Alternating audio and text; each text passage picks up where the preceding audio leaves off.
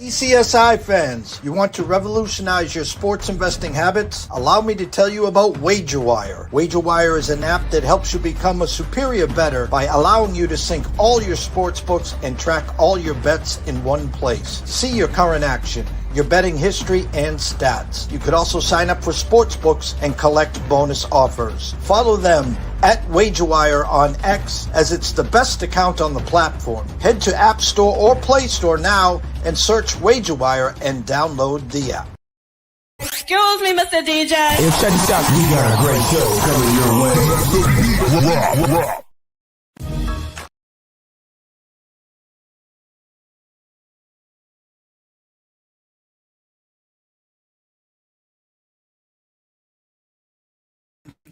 How about that? Good morning, guys. Welcome to the Midday Market Report. I am Jeff Dawson, your host.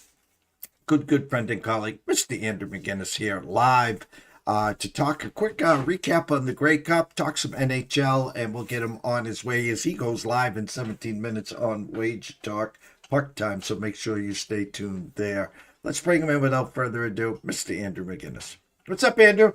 Mr. Jeff, how are you? Good morning. Good morning. Trying to wear 28 hats. This ain't working. That ain't working. Just let's go right to the meat and potatoes. ECSI on your show on Friday. 4 years in a row. 3 years, dog. Sprinkle some money line. Wasn't smelling it this year. Saskatchewan. Let's be honest. We were gifted as that touchdown as they were going in on the one, which would have brought the game over. That would have also most likely covered the spread. Not so fast. Big win for Saskatchewan. Yeah, I was happy to see it. As someone that was holding an under ticket and a Saskatchewan ticket, one play can really change the game.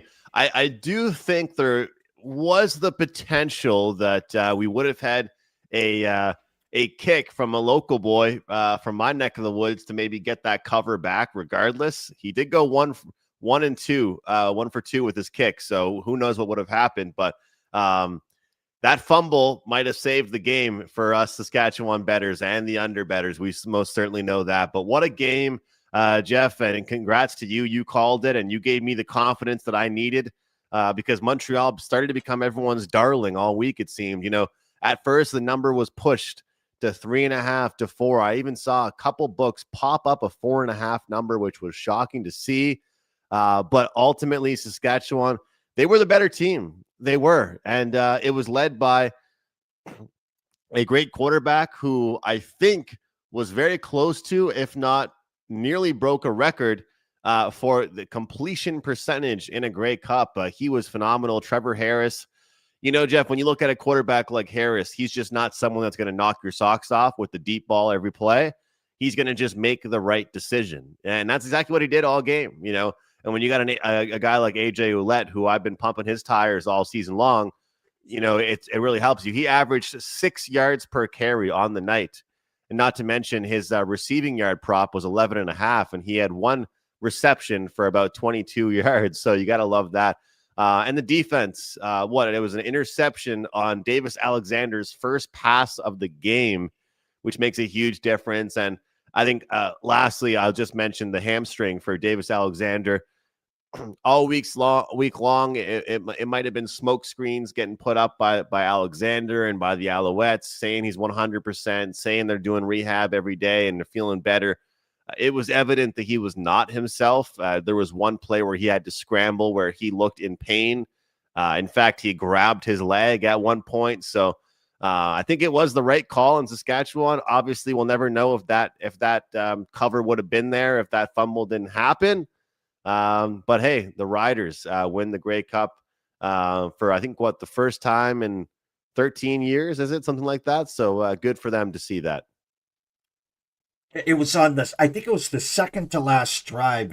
He re-aggravated it rushing, and he got the first down. He pulled it, and they had a kid warming up, and I was like, you got this close. I don't think. Actually, it might have even been the last drive. Excuse me.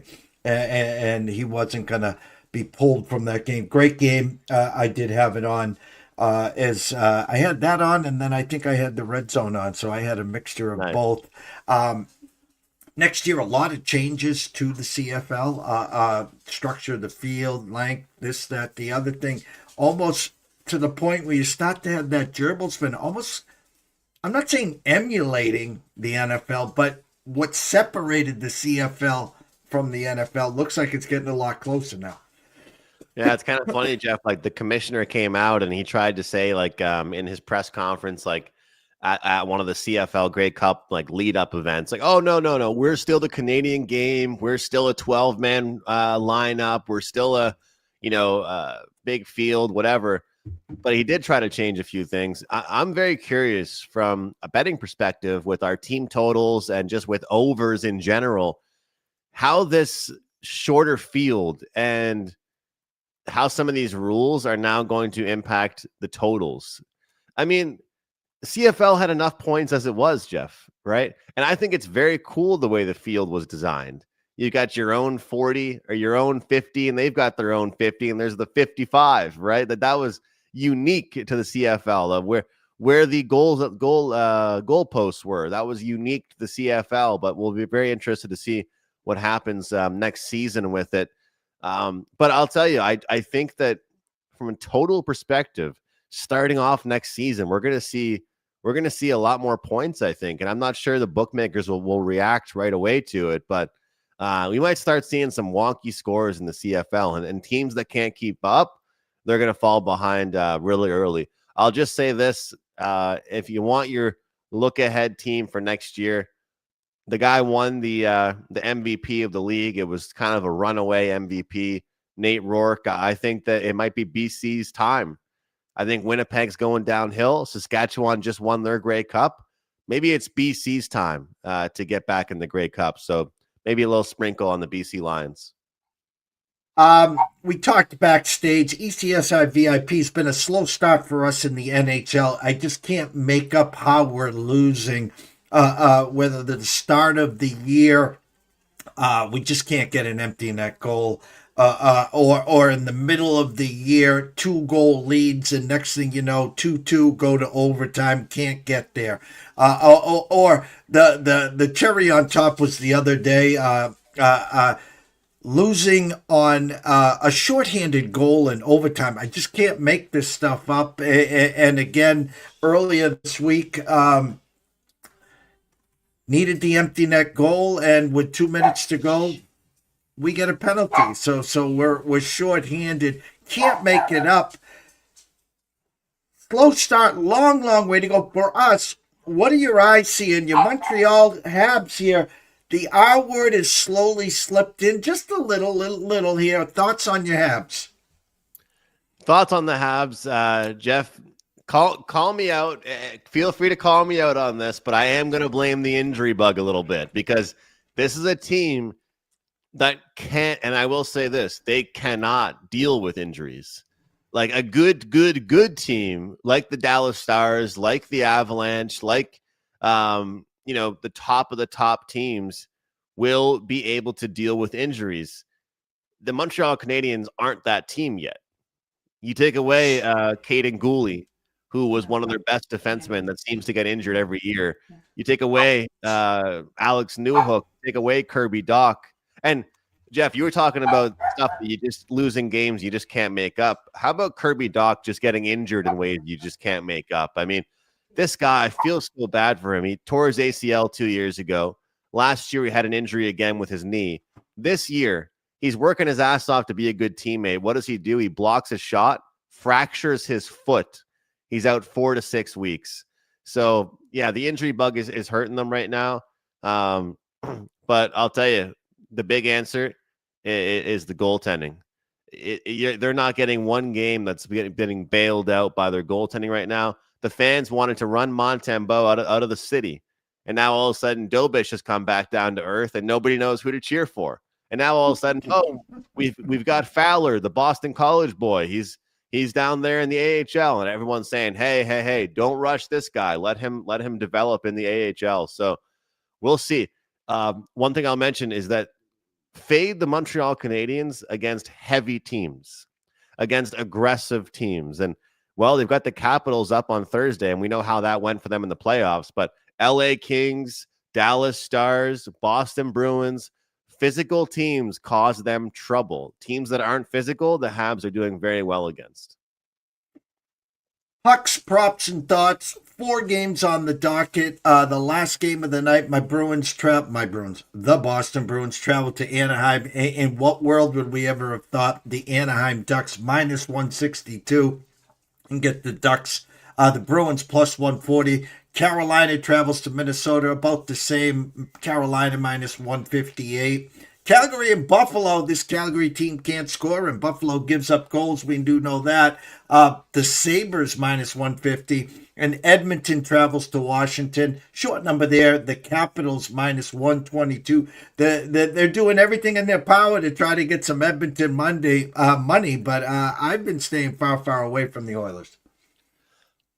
Yeah, like this Oilers team, it's so weird because they're coming off that 5-1 loss against Buffalo, and a lot of times it's like, okay, we got a really good team off a loss.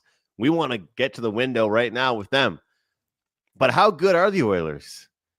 Nobody really knows how good this team really is. So it is kind of interesting to look at. And the Washington Capitals have a good home ice advantage long-term against this Oilers team. They've done very well at home. So I'm interested in the first period over 1.5. Play with caution. I've been very up and down this year with the first period overs. But I'm not sure the Oilers are going to come out on top in this one. But I do know the last time they got their butts kicked pretty bad, the next game they played was another over, was another fast-paced game. I can't see the Oilers say, all right, guys, we lost a lot. Let's go out and play a good 2-1 defensive game. It's just not who they are. It's just not who they are. And I'll tell you what, the Alexander Ovechkin effect is in play in this game. Head-to-head matchups, I love looking at them for my player props. Over 2.5 shots is minus 140 at FanDuel. It's the best number in the best book out there. 3.5, you can get a really, really good plus money price on that one. And of course, sprinkle on that goal prop. He has 11 shot attempts in 2 of his last 3 games against this Oilers team. He's got 5 shots, 6 shots, 8 shots. In one of the games he played against the Oilers over the last few years, he had 8 shots on goal. I can't explain it, but some of this head-to-head data, it just works. And for some reason, maybe it's the Ovechkin versus McDavid. He plays very well against this team. Jeff, one underdog I really do like tonight is the Minnesota Wild. Overnight was plus 130. We've seen a little bit of movement both directions. This is sort of that revenge spot. Earlier in the month, we saw the Hurricanes beat the Wild 4-3. The Wild are starting to play better hockey. They had a little bit of a hiccup against San Jose Sharks, but they responded after they were shut out in one of their games, and they shut out a team right after. This is a Wild team getting better. I trust them at home, and I think that revenge spot is certainly going to be a factor. And also on Monday, Carolina played their 3rd game in 4 nights against the Bees. Unfortunately, it didn't hit my team total for me, but they got the 3-1 win. Maybe this is the flat spot. Maybe not the 3 and 4 nights. Maybe this is the flat spot as their road trip continues. So live dog tonight. I do like the Wild, and I think you and I like that late night special on the Ducks. Quack, quack, quack. We'll see if they can get it done. They know to follow you on McInnis picks, of course, at wagertalkwt.buzz/A&M. What do you have behind the paywall, Andrew? Look, Jeff, right now we actually have a great deal going for the rest of the year. Full year special right now. If you buy it at my page, no coupon code, you go to wt.buzz/am, you're going to save $500. It works out to around $100, $125 a month. And inside that special, you'll get a 25% coupon to use on any package of your choice as well. So today we're advertising a long-term deal. If you guys want to jump on with me, you get NHL, you get CFL, you get MLB, you get NFL, college basketball, whatever it is, and everything that I release. So thanks so much, Jeff. We'll see you later. All right, Andrew, you take care. Go follow Andrew, of course, and McInnis picks at wagertalkwt.buzz/A&M. Tomorrow morning at around 9:15, myself and Scotty Webb will be back. NCAAF, excuse me, in pocket plays, talk some NFL. Buffalo travels to Houston. 11 o'clock, Tyler Wyatt at Odds Culture at Tyler Wyatt Bets.